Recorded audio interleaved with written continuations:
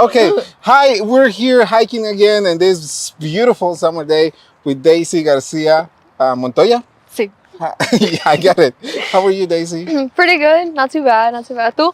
Good. Qué bueno, qué bueno. Hey, qué bueno. Hey, today I was remembering that eclipse day back in the spring. How was it for you? It was amazing. I loved it. This year, so when we saw him back in 2017, we said that we were rushing to get the sunglasses, or not the sunglasses, the eclipse glasses, early in the morning. And this year we're like, we're not going to do that. We're going to be prepared ahead of time.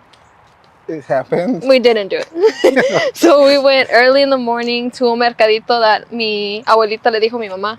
And so we got some glasses. It was really nice. I wish we had gotten to see the total eclipse like in 2017, but 90% is not too bad. So it was nice. Le pusimos un listón rojo on my dog because, es una creencia. So. Really? Eso no me lo sabía. Yeah. What happens? I don't know. I guess it just protects them. So my mom was like, ponle el listón rojo. And we're like, all right. So she got a little bandana. I read somewhere online that that day I entered my villain stage. Oh, really? So ever since the eclipse day, I've been a villain. Dang. You're hitting your reputation era. Yes. Taylor would say. 2024? Reputation. So tell us, for people who don't know who you are, our hikers, who are you? What do you do? Where are you from? Yeah. Okay. So as he said earlier, my name is Daisy Garcia Montoya. I was born and raised here in Kansas City, Missouri. I'm from Mexican parents, so soy mexicana. I met Iván when I was a student at UMKC. So I studied communications and political science with some different minors in different things. And then most recently, I graduated with my master's in 2023 and an MPA in urban policy. Nice. Congrats. Thank you. Now, can you tell us a little bit about how you decided that and what makes you excited about journalism and communications? Yeah, so I, growing up, always knew that I shouldn't say growing up. I wanted to be an astronaut. I right away knew that I probably wasn't the high requirement for it and probably would never make it to space.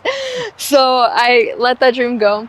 But I always knew that I really liked history, I liked writing, and I still didn't really know that was a career. I was like, either you have to be a writer for a book or a teacher, and none of those really interested me. And then I realized that I liked watching the news, and I liked knowing what was going on and just history and everything. And somebody told me, that's a job, right? And I was like, what do you mean? They're like, you can be a journalist, you can report on those things. And that's kind of how it opened my eyes to that. From there, I just decided to, apply for journalism and communications. UMKC has a communications degree, so that's kind of what I did. And even then, I was a little scared. I was like, am I gonna like this? Am I not? But once I took my first journalism class, I was like, oh no, I think I could do this. And I've loved it ever since. Yeah. What are some projects that you're working on right now, or that you have worked in the past that have been really exciting for you? Yeah, so I think one of the first years where I was like, okay, I really this is it, I really like it. It was when I was doing, I was an intern with Northeast News in 2020, and I got to learn about all sorts of things. Like I got to report on crime, got to report on education, got to report on features all over the place. So I really liked it, and it was the moment to me that I was like, okay, you can really do this. And we did a back to school issue where I did basically a mini magazine where I show a whole bunch of stories about the schools, because this is COVID era, remember, 2020. So it was what were schools doing, how was school gonna look like for these kids. And I think that was one of those projects I was really proud of myself, and I realized how much I truly loved it. Now I think one of my just biggest things is being back as a reporter, but being a bilingual reporter. I get to practice my Spanish. I get to connect with people in Spanish, and it's a different part of you that sometimes it's not neglected, but being in a place where we have to speak English all the time, our work is in English, every day is in English, country that is mainly English speakers, you kind of don't use it as much as you normally would. So this allows me to like really step in and be like, okay, look, hablo español, ¿qué quieres? ¿Cómo les ayudo? And I love it. So I think that's another project that I really like. What have you learned from the community doing reports in Spanish? First of all, that's really exciting to have reports available Yes. in Spanish for our community that speaks and reads Spanish to be able to read them. But yeah, are there any stories that stand out to you or anything that you've learned from the Northeast community? I think one of my biggest things was that I learned how engaged people want to be. It's, you know, sometimes you think that, oh, people don't care, people don't want to be involved. Oh no, they do. They just sometimes don't have those resources to do it. So one of my biggest things was when the closures with KCPS was happening, I saw these moms, all these parents, all these dads just really wanting to be involved in their kids' education. And the way that they were saying, like, you know, they didn't know English. A lot of the times, like, most of their advocacy was done in Spanish, and, you know, they still let their voice be known. And so I think while I was reporting about those things, I realized, like, you know, think about all the times that we didn't hear these people's voices or perspectives just because nobody was paying attention to them, or nobody, you know, basically was like, give me the microphone. And I think that was very, like, important to me, because I was like, no, I want to be able to give them the microphone when they need it and make sure that other people pay attention. No, like, no, like, you need to listen to them. Yeah, I think you're giving them a voice. Certainly, yeah. I hope so. Yeah, for being having that content in Spanish. So hopefully, yeah, that continues, or it also grows. Yes. From the Northeast, and then other networks start using it more. The language access. What are some stories that you hope to work in the future?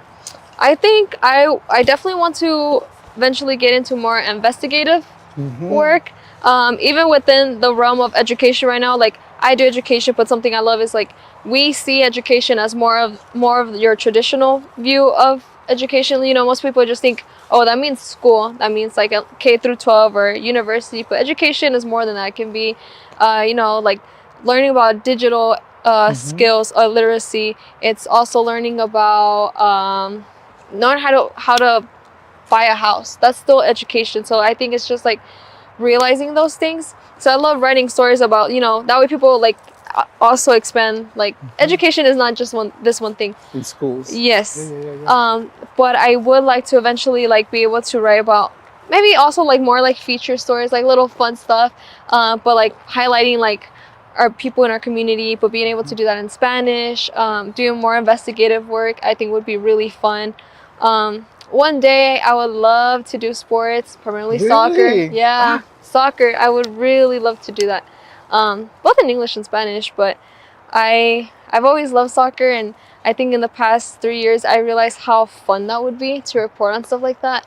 Because sometimes as a reporter too, like, not all the stories are happy.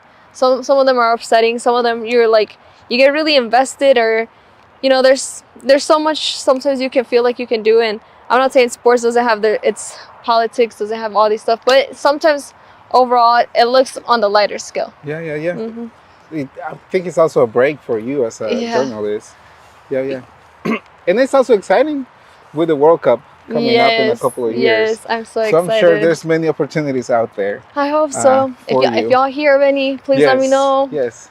But, no, yeah, I really do like journalism.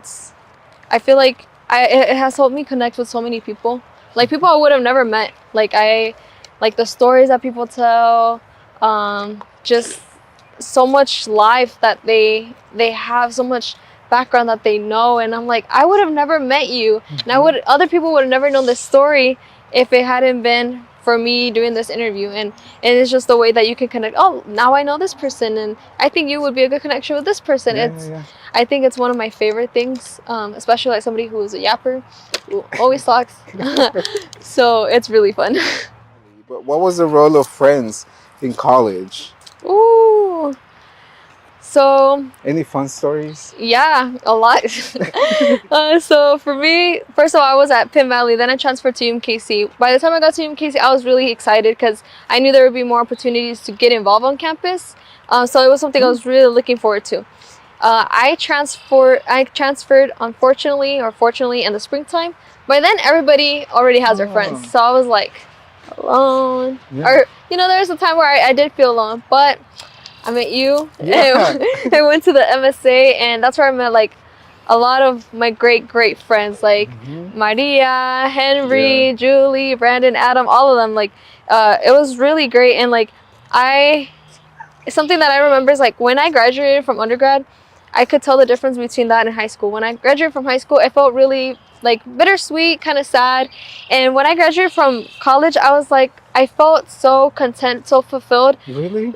And I think it was because there was never that fear that those friends were just for that time. Like those friends, I was like, no, these friends are gonna be in my life forever. Like, and to this day, like we hang out all the time. We've made so many memories. Like we always talk about our days when we were on exec board, not really knowing what we were doing, but we're trying to, get involved with our community.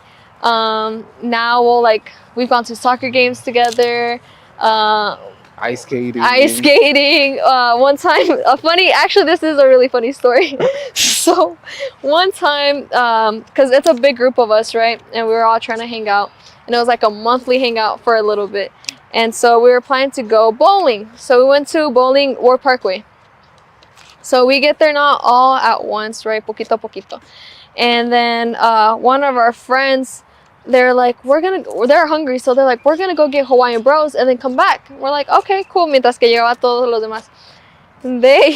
They come back and they have their Hawaiian Bros, and they didn't even take it out really at the War Parkway. War Parkway gets like really mad. They're like, put that away. What? And then we're like, okay. And so she put it away, but obviously she still has her bag like with her. Eventually, little by little, all of our friends are like getting there, looking for parking because it was like a Saturday night. Next thing you know, War Parkway is like, no, you need to leave. What? So, because we had food, even though they weren't eating it. So basically, we got kicked out from bowling. Our friends were barely like opening the door. We're like, we're getting kicked out. Like, we need to leave. So then from there, Taco Bell Cantina in Westport had just opened. We didn't know where else to go. So we went to Taco Bell Cantina. That's the spot. That's the spot. And then we went there. Then we ended up going to some other place. And then it just ended up being like such a like weird twist of events, but it was such a fun night. But we always remember that time that we got kicked out from bowling, and like we ended up being at Taco Bell Cantina, and then they were playing like kind of like cards with like Sam's cards, insurance cards, like it was just a mess. But it's one of those days I'm like, okay, this was fun. Definitely unexpected but fun. Any tips for college students to be in community, or people that feel lonely, like you said, but then you were able to find your community? Any tips for them? I feel like one of the biggest tips I would give is like, you also have to put in a little bit of your part. You have to like jump in and keep an open mind. Just jump in and going out of your way to find those parts of like the university. Let's say you have an interest in the gym per se, you like working out. Maybe take a step in the rec and be like, okay, what programs do they have? What people do they find? And then little by little, like start showing up to those places that kind of gather your interests. Even if you're a little shy, if you have at least one other friend, take that person and make them be your like, let's go try this event, like this random event, and do that. Because I remember that also happened to me with Julie and I. Oh yeah. We both wanted to work out, but we're like, oh, we're intimidated. We don't want to do. And so we kept each other accountable because we would always go together. And so we little by little got used to like, okay, this is how the entrance works. This is where you work out. And then we eventually got to a point that we could go by ourselves, but it was like confidence that, Yeah. So I would say that. I feel like sometimes people might not take me as serious. And I think sometimes it has to do with they see you as being younger. They're like, I think sometimes they see you with a lack of credibility. And it can be really frustrating sometimes because, I believe that I always treat people with respect. Always, it does not matter like if you're younger, if you're older. Like I think as long as you're keeping that communication good, just reach out to them. But I think sometimes people see, oh, this person maybe it looks too young, but I was like, I'm still able to have the same maybe not the same talents, maybe not the same experience, but my experience and skills are as valuable. So it can be frustrating. It can sometimes make you feel like an imposter to a certain extent, because you're like, okay, maybe I'm not good enough, or maybe I do need more experience. And it's always, I'm not saying like, you should always grow in your experience, but I think people should be more open-minded that young people can also have great ideas, and like we can work together to make a compromise and really advance whatever mission we're working on together. What do you think of hiking with Ivan? I think hiking with Ivan was a workout. It was really hot. I had a great time. Are you going to keep hiking? I definitely will keep hiking. Actually, I do want to. It was really hot. No, I made sure to wear black on purpose too, because I was like, in case it's a little cold, pero con el sol. Oh, yeah. See, I was one step ahead. How do you deal with those people that, because you're young, sometimes they don't give you the respect or la atención, or how do you deal with them? I think I still try to treat them with kindness. It's one of those things that maybe they don't say it, but you're like, somebody else did the exact same thing, and you can tell how they treat them differently. It's sometimes it's not like oh, you're younger. I don't think I've personally have never heard that or been told that, but it's the fact that somebody else will, like, for example, sometimes I'll schedule an interview with someone, and then they'll be like, okay, like this time works great, everything. And I know things happen, like emergencies, or a veces pasa una cosa, or you got messed over your head, but I'll see somebody else come and they'll be exact on time, and on me, oh, I was running late, or oh, sorry, I had to do this. And there's sometimes I've even been ghosted, and I'm like, you could have just told me, like, you couldn't, like, it didn't work out this day. And I think it's still like that lack of like, oh, you're just writing this little thing, like, no, you're just a kid. And I'm like, well, my work is as important. And sometimes I've seen it how later on they're like, oh, where is this going? I was like, oh, it's going here and here. They're like, oh, okay. Like, and they put more attention to it, and more, le ponen más, ¿cómo se dice? Más atención, más valor. And I'm like, it could have been like that from the get-go. I think honestly it's that intersectionality. It probably is both. And like you said Latina, which also brings in the third part, a woman. So it could be that, because I've seen it multiple times where they just don't take it as serious. And I'll explain, like, one thing I make sure to tell them, like, hey, like, introduce myself properly, because sometimes it's about trust. If you don't know somebody, if you never heard, I always try to, like, maintain a good impression, just letting you know, like, everything you say, this is being recorded. This is being recorded. It is. This, you'll be on the safe spot. Like, if you have to say something off the record, that's fine. Like, making sure their privacy is also being respected, because, I don't want to put somebody on blast. Like, I always make sure to, like, what do you think? Even with, like, taking a picture of them, is this okay? Do you like this? Because I'm like, respecting them. But I'll have a lot of times where they'll just be like, oh, sorry, something else came up. Why didn't you just communicate that with me? Ahead of time. Because I in my head, I think I'm like, okay, had it been a meeting for your school, would you have treated it the exact same way? Because maybe you did, a meeting just came up, but would you have also just ghosted them and not say anything? I don't think so. I don't think so. So that's something that I have faced a lot, and it does make it frustrating. And then especially in this industry where I work on deadlines, so when I don't get a quote it does, I have to find another way to fill the sources or look out for other things. So it can be troublesome, for real. How do you maintain work-life balance as you pursue your goals and aspirations? Yeah, that's difficult. But it is possible. I feel like one of the things I try to do is just continue to do things that still are in my interest. So, like, I like my job right now. There's still, in my job, I'm not able to do as much comm stuff as I would want to, which is why, as a hobby, as also way to, like, continue work on the skill, I decided to, write for Northeast News. So I feel like, in a way, like, just seeing that was a hobby of mine, that kind of helped it. Just taking time to really do something different every week, even if it's something small. Like, sometimes it can get so boring to literally drive the same way to your house or the same way to your job. You know, doing something different every now and then, I feel like gives you like, oh, I have this to look forward to, and it's just something so minimal that really can change things. Having like a friend date to go on, like hang out with your friends, taking time to do that. Also, just doing things for you and creating somewhat of a routine, something that's like, if your thing is, I don't know, coloring, making sure that you get those 10-15 minutes every day for your coloring, whatever it is, like being very specific with your time, and really just knowing that like it's okay to build that time for you, and like it's sacred. Don't let anything get in the way. Obviously there'll be sometimes, Yeah. but Just overall, happens. but overall, like just really being intentional with that. And I feel like that has helped me a lot.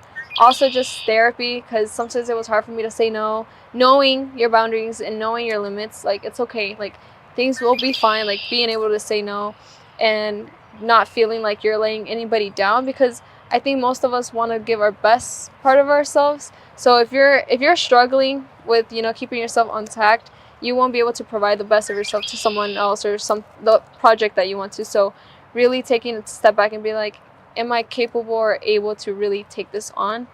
Ahorita no. Just communicating that. I like that because you offer practical things like coloring, and there's no shame in coloring as No. an adult. There's even adult coloring books. Yes, they're really cute. I have those, and there's also the picture ones. Like find something that is different in the picture. So yeah, those are things that are easy to do. Yeah, doing that. Some people like, I like working out, but it's like, okay, I want to do something else. Like for me, it's like, yes, I want to be consistent, because obviously that's how you build habits. But every now and then where I'm like, am I making it so much of like, so forced to make myself go that I take away the fun? When I feel like I'm taking away the fun of it, I'm like, today no quiero. And it's fine. Go the next day. I mean, still kind of hold yourself, okay, go another day, but make sure it's still fun. Because when you do something so like, I just have to do this to complete it, you take away the fun from it, and then it becomes more of like a work or like a chore. And you don't want your hobbies to become that. I have colleagues that always invite me to go work out, but workout seems like work, so that's why I never go work out. Well, workout is a workout. But I'd rather just go out. Also, but yeah, you're right. It makes it seem like a work if you get in that mindset. And there's so many ways to work out too. Like again, people do the traditional like go to the gym, hit the like máquinas, but I'm like, you can do it. Like I like doing Pilates, I like doing yoga. I did rock climbing. Rock climbing is a really big workout. Like you will be your fingers will be so sore for days. It's crazy. Doing stuff like that.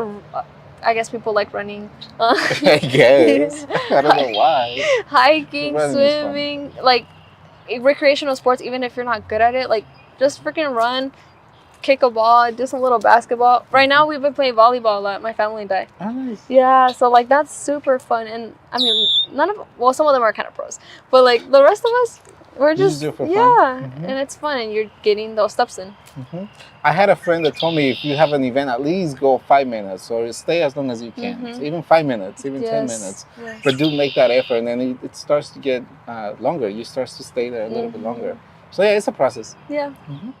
My advice to people just starting off their careers is to keep an open mind and try different things. Like you don't feel like just because you studied one thing, you have to stay in that degree. Obviously, that's what you like, that's fine. But it's okay to like try different things that interest you. And it doesn't have to necessarily be a job. But if you know someone who, you know, has something that you kind of want to do, why not shadow them? Like, honestly, you don't have to stay in one place forever. And also, don't be afraid of an opportunity. If an opportunity comes to you, it's because you are capable of getting it.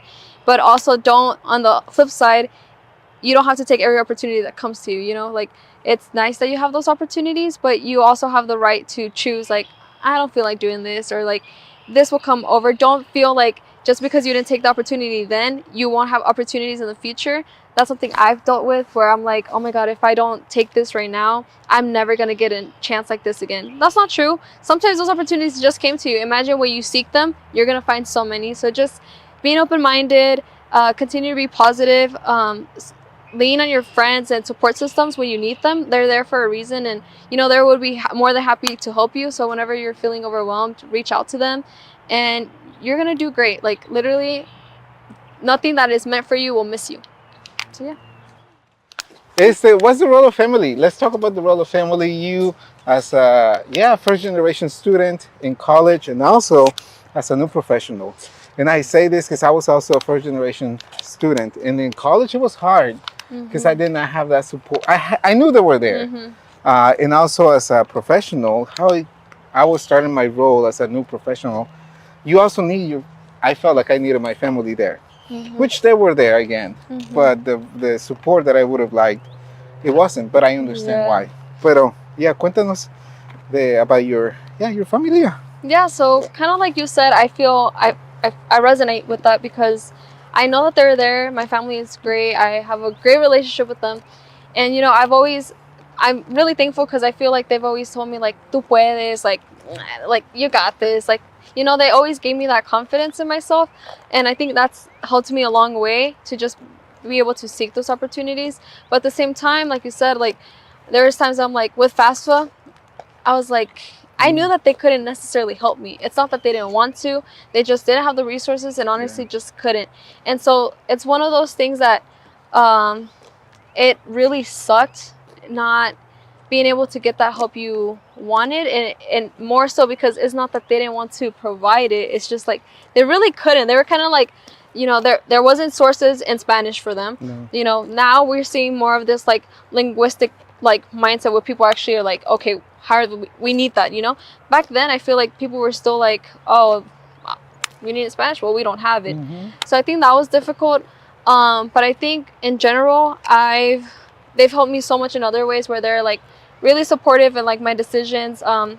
They would try to learn as much as they could. Like sometimes my mom was like, okay, me estás dando mucha información, but okay, like trying to get it, because I would try to explain to her what college credits are fast, but she's like, es que no sé.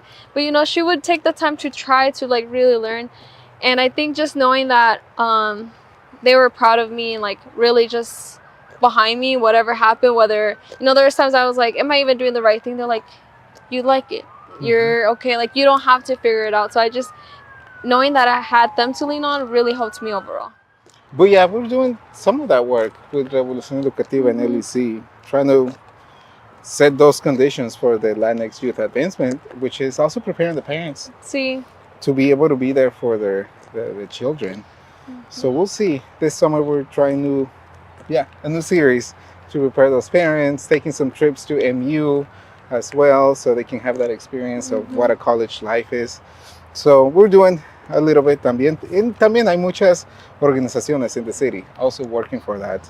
So we're lucky here in Kansas City. No, for real. And I feel like another thing is like, looking back, I also see how sometimes we get so clouded, obviously, in our experience, that we forget to see the experience as the parent. So now I'm able to see that, but in the moment I was like, why can't you understand? Like, and I remember there would be some of those things that they're like, you're staying at school for that long? And I was like, yeah, like it's not just classes. Like in order to get like a really good well-rounded like experience, you want to get involved in school. And they're like, but you just had class, don't you just go home? No, like you want to. And like they didn't understand that, but once you like take the time to like explain it, they start like, okay, this makes sense, like this is helping you, this is making you friends, this is making you happier in your experience.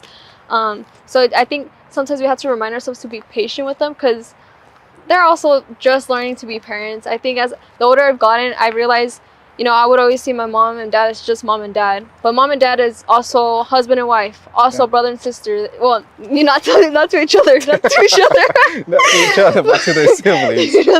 They're a brother and they sister to others. They're working. They're all these other things. They're friends. Yeah. And they're not just mom and dad, so they have all these other hats just like we do. But you always kind of romanticize or idealize them, that you only see them as that. So just being patient, like taking the time to explain to them too. Thank you for coming on a hike with us. Thank you for inviting me. Yeah, I really admired all the work and how far you've come. Y ojalá, no. Thank you. No, y ojalá tus sueños se siguen realizando, and one day you'll get that award that we talked about, your journalism award. But yeah, I know that your words and your story hopefully will touch, and it resonates with many people on YouTube. Oh, thank you. Yeah, thank you, LEC community. We'll see you next time for our hiking series over the summer where we get to talk to different Latino, Latinx, Latina professionals, young Latino professionals. So yeah, until next time. No, thank you so much. Yes. Sorry.